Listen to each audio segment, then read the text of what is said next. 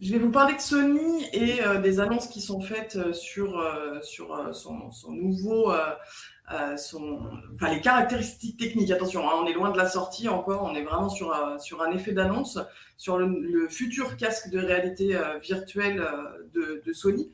Donc la réalité virtuelle, hein, comme le disait voilà, Stéphane tout à l'heure, le métavers, enfin tout ça est en train de s'imbriquer gentiment, on va dire.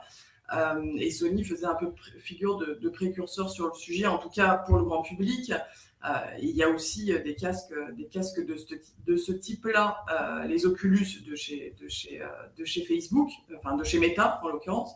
Donc là, on nous annonce un nouveau casque VR avec tout un tas de nouveautés technologiques qui donnent envie, hein, capteur infrarouge, caméra dans le casque, un nouveau système de rendu plus efficace qui permettra au casque de flouter en fait par rapport à l'angle du regard de l'utilisateur, ce qui permettra aussi d'améliorer les performances visuelles des jeux. Donc ça, on sait, c'est très important parce qu'aujourd'hui, on est quand même confronté dans le monde du gaming à des problématiques de performance, notamment des consoles ou des PC. Les jeux sont presque plus en avance que les technologies pour les rendre.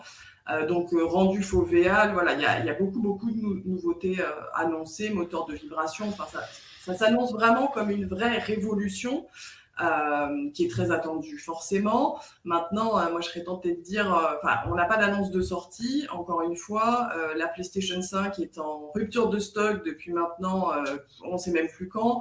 D'ailleurs, Sony a annoncé la refabrication de PlayStation 4, la remise sur le marché d'1 million de PlayStation 4, parce qu'ils sont incapables de produire en masse leur PlayStation 5. Donc bon, on va pas l'attendre pour demain matin, ce casque de VR, mais quand il va sortir, ça risque d'être un sacré bébé.